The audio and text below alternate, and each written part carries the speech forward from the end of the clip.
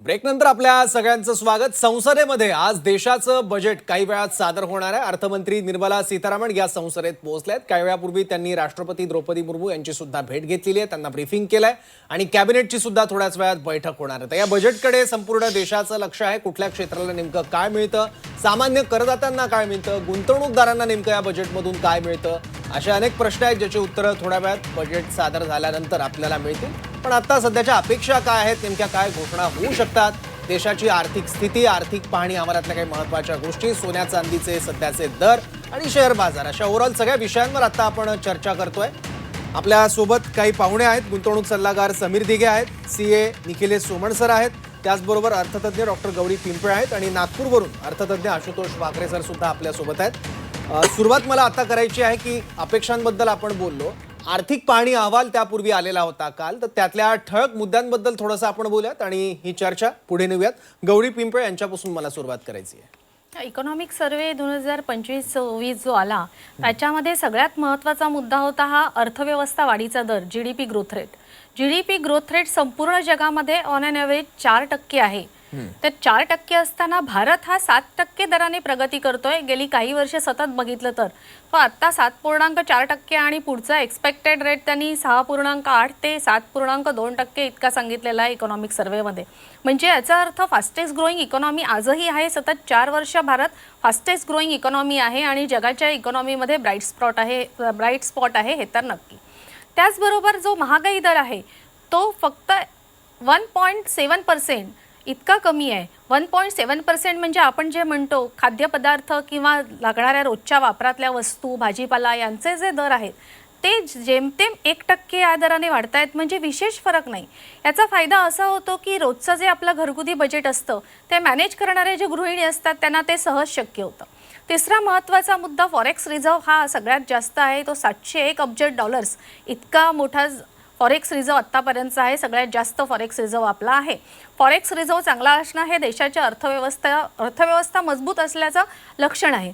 आणि त्याचबरोबर fiscal deficit जो आहे, ह्याच्यातली तूट, अर्थसंकल्पातली तूट जी आहे ती फिस्कल डेफिसिट जी आहे ती आता 4.8% इतकी कमी आलेली आहे. गेल्या वर्षी ती 5.5% होती. हे आपल्याला इकॉनॉमिक सर्वेमध्ये दिसून येतं.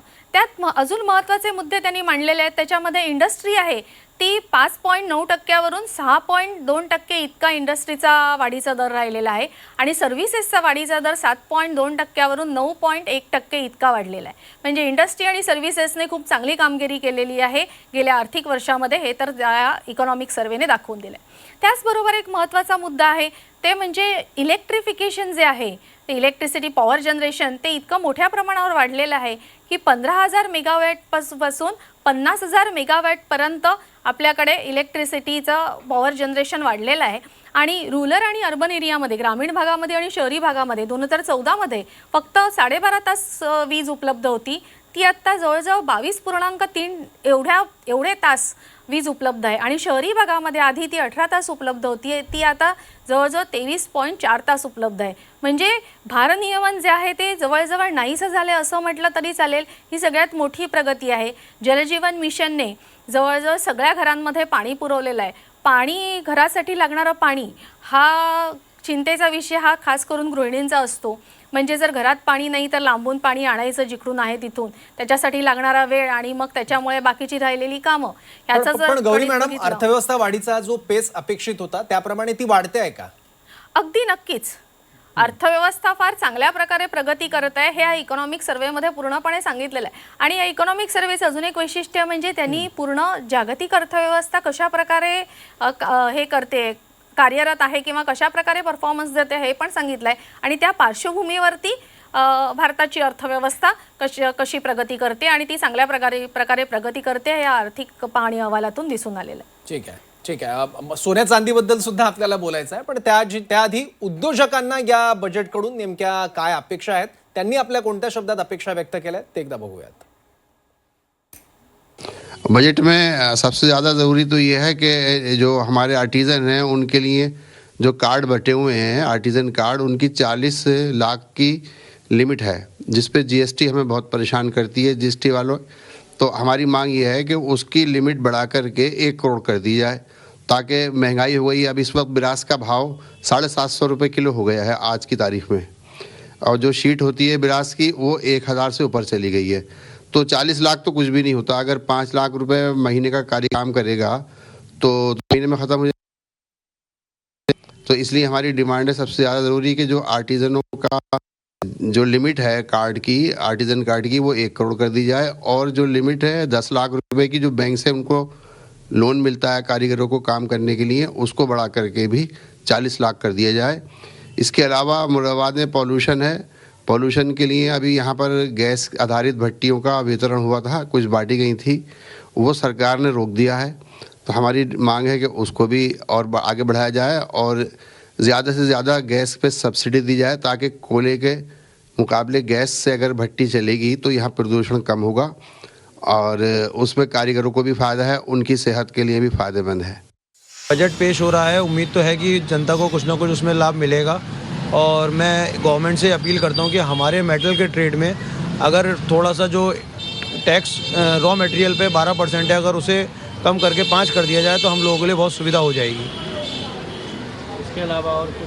इसके अलावा अगर कुछ चीज़ें जैसे और टैक्सेस वगैरह हैं, मैं देख रहा हूँ पिछले कुछ दिनों से हमारे इकनॉमी की जो एक बैकबोन होती है, हमारा शेयर मार्केट होता है, उसके अंदर अगर बहुत नीचे गिर रहा है। अमेरिका के जो बहुत सी चीज़ें हैं, जो अमेरिका का डॉलर हावी हो रहा है, हमारा रुपये कमज़ोर हो रहा है, तो उन सब चीज़ों को अगर गवर्नमेंट ध्यान देते हुए अगर capital tax, long term capital gain होता है, वो कम कर दे।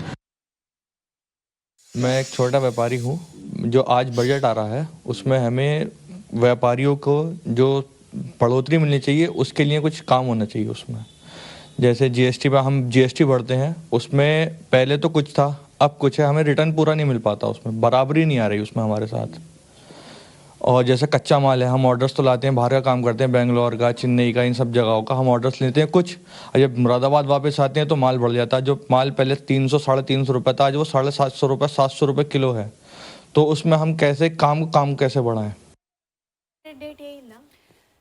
तर आपण बघितलं व्यावसायिकांच्या, उद्योजकांच्या नेमक्या काय या बजेटकडून अपेक्षा आहेत. अर्थातच या सगळ्या अपेक्षांची पूर्ती आज निर्मला सीतारामन त्यांच्या बजेटमधून करतात का हे आपल्याला पाहायचंय. आपल्याबरोबर काही गेस्ट आहेत सध्या स्टुडिओमध्ये. अनेक महत्त्वाच्या खरं तर आपण मुद्द्यांना या बजेट निमित्तानं हात घालतोय. या सगळ्यात महत्त्वाचा मुद्दा जो सध्या चर्चेला जातोय, काही मिनिटांपूर्वी आपण एक बातमी वाचली होती, ती म्हणजे सोन्या चांदीच्या दरासंदर्भातली. याच मुद्द्याला धरून मला निखिल सोमण सरांना प्रश्न विचारायचा आहे. सर, सगळ्यात जर यावर्षी जिव्हाळ्याचा विषय सगळ्यांचा ठरला असेल तर तो म्हणजे सोन्या चांदीच्या दराचा. मागच्या वर्षी ज्यांनी सोनं घेऊन ठेवलं होतं त्यांचा यावेळी प्रचंड फायदा झाला. चांदी ज्यांनी घेतली होती त्यांची तर सोनं झालं चांदीचं. त्यामुळे मला असं वाटतंय एक गुंतवणूकदार म्हणून प्रत्येकाला अपेक्षा आहे काय मी घेऊ का आता सोनं, मी चांदीमध्ये इन्व्हेस्टमेंट करू का. तर याकडे आपण नेमकं कसं पाहायचं, पुढच्या काळामध्ये काय अपेक्षा करू शकतो. बघा, गेली काही वर्ष मी आपल्या विविध चॅनलवरती येऊन हेच सांगत आलोय की भारतीयांची ती एक मानसिकता आहे की त्यांना शेअर बाजारामध्ये पैसे गुंतवा किंवा SIP सुरू करा तर ते 10 वेळा विचार करतात. पण त्यांना जर आपण सांगितलं की बाबा सोने खरेदी करा तर ते रात्री 12 वाजता जाऊन देखील सोनं खरेदी करायला तयार असतात. ह्याची प्रमुख 2 कारणं अशी आहेत. एक तर लग्नसराईमध्ये आपल्याकडे सोन्याचा वापर फार केला जातो आणि एक सोनं आपल्याकडे असणं हे एक थोडंसं श्रीमंतीचं प्रतीक म्हणा, किंवा काही जण आपण म्हणतो की दाखवायचं असतं माझ्याकडे एवढं सोनं आहे. तर आपल्याकडे सोने खरेदीला हा कायम वाव आहे. म्हणजे आपण जेव्हा बघितलं की गव्हर्नमेंटनी थोडंसं सोनं खरेदी कमी व्हावी म्हणून त्याच्यावरती GST पण वाढवला होता की त्याला लोकांना थोडं म्हणजे इंटरेस्ट कमी होईल. पण त्याचा उलटा परिणाम झाला की लोकांना असं वाटतंय की सोन्याचे भाव येणाऱ्या काळात वाढतच राहतील, त्याच्यामुळे लोक हे सोनं खरेदी करतच जातात. आता बघा, मागच्या वर्षी आपण बघितलं की 60-65 हजारापर्यंत जे सोनं होतं ते आता काल परवापर्यंत 1,80,000 जाऊन आलं. म्हणजे जवळपास तिप्पट म्हटलं तर 1.5-2 वर्षामध्ये सोनं वाढलंय. थोडंसं काल खाली आलं असेल 1,60,000 कदाचित आणखीन खाली 1,20,000 30,000 40,000 मला माहिती नाही. पण हे जरी खाली आलं तर लोक सोनं घ्यायची काही थांबणार नाहीत. उलटा मी तर असं म्हणतो की आता एक जे लोकांच्या मनात चलबिचल निर्माण झाले की दरवेळेला कसं असतं, एक फोमो म्हणतो आपण आमच्या शेअर मार्केटच्या भाषेत, की ती एक फिअर असते कायम त्यांच्यामध्ये. ती त्यांना असं वाटतं की आपली ऑपॉर्च्युनिटी लॉस्ट होते की काय. त्यामुळे पडणाऱ्या प्रत्येक दराला आपल्याकडे सोने खरेदी करणारा एक ग्राहक तयारच आहे. म्हणजे सोनं असू देत, चांदी असू देत, चांदी आपण काल बघितलं लाखभर रुपयांनी एका दिवसात खाली आली आणि लोकांमध्ये घबराट पसरली. तर मला असं वाटतं कुठेतरी की ती जरी क्षणिक असली तरी आज लोक गुंतवणूक म्हणून सोन्या चांदीकडे आता म्हणजे गेल्या 2 वर्षात अधिक चांगल्या पद्धतीने बघायला लागलेत. पूर्वी सोनं चांदी ही गुंतवणूक म्हणून बघितला विषय जात नव्हता, कारण गुंतवणुकीचा एक बेसिक नियम लक्षात घ्या, ती शॉर्ट टर्म किंवा लॉंग टर्म असते. तुम्ही अल्प कालावधीसाठी केलेली असते किंवा दीर्घकालीन कालावधीसाठी केलेली असते, पण कुठेतरी तुम्हाला ती लिक्विडेट करावी लागते, कुठेतरी तुम्हाला ती विकावी लागते, तेव्हाच आपण गुंतवणुकीत फायदा झाला असं म्हणू शकतो. सोने चांदी हा गेल्या 2 वर्षापर्यंत याला अपवाद होता. आपल्याकडे अनेक वर्षानुवर्ष लोक सोनं घेत आहेत आणि ते पुढच्या पिढीला ट्रान्सफर होत आहे. सोनं विकणारा माणूस मी अजून फारसा बघितलेला नाहीये. वेळेस आपण बाकीच्या सगळ्या गुंतवणुकातनं लोकांना काही वर्षांनी म्हणा, लॉंग टर्म नंतर म्हणा, त्यांच्या हिशोबाने बाहेर पडताना बघतो, पण सोनं चांदी आपण कधी विकताना कोणाला सहसा बघत नाही. हा, अडीअडचणीच्या काळी लोक विकतात, हा भाग निराळा, पण गुंतवणूक म्हणून आपण त्याच्याकडे बघत नव्हतो. पूर्वी त्याला लोक डेड इन्व्हेस्टमेंट म्हणायचे, पण गेल्या 2-3 वर्षामध्ये जेव्हापासून हे भाववाढ व्हायला लागली, आता लोकांचा कल हा सोने चांदीकडे गुंतवणूक म्हणून बघण्याचा जास्त वाढलेला आहे. त्याच्यामुळे येणाऱ्या काळामध्ये जरी ही पडझड अशीच चालू राहिली, म्हणजे भाव खाली गेले वरती गेले, तरी मला असं वाटतं की आता एक मोठा वर्ग निश्चितच शेअर बाजार, SIP म्हणजे म्युच्युअल फंड्स, डायरेक्ट इन्व्हेस्टमेंट आणि सोने चांदी हा आता तिसरा एक चांगला पर्याय मला वाटतं गुंतवणूकदारांना उपलब्ध झालाय. फक्त याच्यामध्ये लोकांनी घाबरून जायचं नाही. म्हणजे आता काल 1 लाखांनी चांदी उतरला, ती मला अनेक जणांचे मेसेज आले की सर काय वाटतंय, आता खरेदी करावं का अजून थांबावं. तर एक लक्षात घ्या, ज्याला गुंतवणूक करायची ना त्यांनी कधी कुठल्याही मुहूर्ताची वाट बघायची नसते, मिळेल ती संधी घ्यायची असते. हे थांबावं का नाही थांबावं हे ट्रेडरसाठी असतं, की बाबा आणखीन खाली जर मिळाली तर मला घेता येईल आणि मग वरती मला विकता येईल. हा ट्रेडरचा दृष्टिकोन झाला. गुंतवणूकदारांची मानसिकता नेहमी अशी असली पाहिजे की आज माझ्या खिशात जर पैसे आहेत आणि मला खरेदी करायची आहे तर भाव काही असू दे मी तो घेणार आहे, कारण मला ती विकायची नाहीये, मला ती दीर्घकालीन ठेवायची. त्याच्यामुळे मला वाटतं लोकांची मानसिकता हळूहळू बदलते आणि सोन्या चांदीकडे म्हणजे पूर्वी फक्त महिला वर्ग आकर्षित व्हायचा, पण आता पुरुष वर्ग देखील आकर्षित व्हायला लागला असं म्हणायला लागला तर पण आश्चर्य वाटायला नको. खरंय खरंय, अगदी सर. ठीक आहे. गौरी मॅडम, गौरी पिंपळे यांचा जगभरात सोन्या चांदीच्या या सगळ्या कमोडिटी मार्केटमध्ये, मेटल मार्केटमध्ये नेमकं काय घडतंय आणि या घडामोडींचा त्यांच्या किमतीवर काय परिणाम होतो याचा चांगला अभ्यास आहे. त्यामुळे त्यांचा दृष्टिकोन याबद्दलचा काय, सोन्या चांदीत गुंतवणूक आता करावी का, त्यांचं काय म्हणणं आहे ते आपण समजून घेऊया.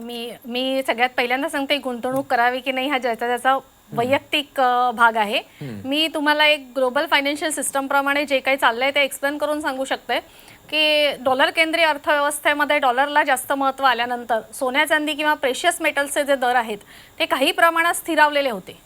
आता डॉलरला धक्का निर्माण झालाय किंवा अमेरिकेची अर्थव्यवस्था चांगली नाहीये असं म्हटल्यानंतर अर्थात प्रेशियस मेटलनी आपली स्वतःची किंमत वाढवली असं म्हटलं तर ते वावगं ठरणार नाही. कारण 1971ला जेव्हा डॉलर हा सोन्याशी निगडीत होता, त्याच्यानंतर तो 71ला सोन्याशी निगडीत नाही असं जाहीर करण्यात आलं अमेरिकेकडून. त्याच्यानंतर झालं असं की जागतिक अर्थव्यवस्थेमध्ये सोन्याचे दर हे चढे राहिले आणि ते 1979 पर्यंत $850 पर औंस पर्यंत सोनं पोचलेलं होतं. आणि तेव्हा अमेरिकेच्या फेडरल रिझर्व्हचे गव्हर्नर होते पॉल वॉकर. त्यांनी सांगितलं अशाच प्रकारे जर सोनं चढे राहिले सोन्याचे तर अमेरिकन डॉलरची व्हॅल्यू कमी होईल, तर सोन्याचे दर जास्त वाढता कामा नये आणि थोडंफार मॅन्युप्युलेशन तिकडून सोन्याच्या दरामध्ये व्हायला लागलं. आणि आत्ताची परिस्थिती अशी आहे की ग्लोबल मार्केटमध्ये आधी सुरुवातीच्या काळात CME कॉमेक्स हे फक्त अमेरिकेतलं एकच मार्केट होतं आणि त्याच्याबरोबर लंडन बुलियन मार्केट असोसिएशन हे लंडनला होतं. तिथून मोस्टली फिजिकल डिलिव्हरी होत होती सोन्या आणि चांदीची. आता कॉमेक्सला पण होते, LBMAला पण होते, पण शांघाय मार्केट जे ओपन झालेलं आहे आणि त्याने 2013 पासून जो वेग पकडलेला आहे, तर शांघायचे प्राइसेस आणि कॉमेक्सचे प्राइसेस बघितले दोघांमध्ये तफावत आहे. आणि साधारणपणे जगामध्ये कॉमेक्सचे प्राइसेस आहे ते गृहीत धरले जातात, ते मान्य केले जातात आणि त्याच्याप्रमाणे ट्रेडिंग होते. पण कॉमेक्स जे आहे ते ट्रेडिंगसाठी आपण म्हणू ऑनलाईन ETF वगैरेसाठी आहे. आणि शांघायमध्ये जिथून फिजिकल डिलिव्हरी होते त्या शांघायमध्ये सोन्या चांदीचे दर हे आजही 10 ते 12% प्रीमियमने, म्हणजे जो कॉमेक्सला दर आहे त्याच्यापेक्षा जास्त दर शांघायला आहे आणि तिथे ॲक्च्युअल डिलिव्हरी होते. तर आता आपण लक्षात घ्यायला पाहिजे की ह्याचं मूळ कारण काय आहे. ग्लोबल फायनान्शियल सिस्टममध्ये डॉलरला असलेला धोका आणि डॉलरची जागा दुसरी कोणती करन्सी घेईल याच्यावरती कोणाचाही विश्वास नाही आहे. तर त्याच्याऐवजी ते मल्टीपोलॅरिटीकडे चाललेलं जग आहे. मल्टीपोलॅरिटीकडे चाललेलं आहे त्याच्यामुळे काही प्रमुख देशांच्या करन्सीना ती किंमत येईल, पण डॉलरची स्पेसिफिक जागा घेईल अशी कोणतीही करन्सी येणार नाही. त्याच्यामुळे अर्थात ह्या प्रेशियस मेटल्सच्या किमती आहेत ते ह्या सगळ्या ग्लोबल फायनान्शियल सिस्टम स्थिर होईपर्यंत, स्टेबल होईपर्यंत ह्या अशा व्होलाटाईलच राहणार आहेत. कधी त्या खाली जातील आणि कधी अचानक इतकी उसळी घेतील की त्या आपल्या कल्पनेच्याही बाहेर असेल. त्यामुळे पुढची 10 ते 15 वर्षे आपल्याला ग्लोबल फायनान्शियल सिस्टममध्ये हे चेंजेस बघायचे आहेत आणि ते अपेक्षित आहेत. ठीक आहे, तर हे झालं सोन्या चांदीबद्दल. गुंतवणुकीचे इतर सुद्धा मार्ग आहेत आणि बजेट मधून काही अपेक्षा त्या संदर्भात आहे का, आणि गुंतवणूकदारांनी या बजेटकडे नेमकं कसं बघितलं पाहिजे याबद्दल सुद्धा बोलायचं आहे.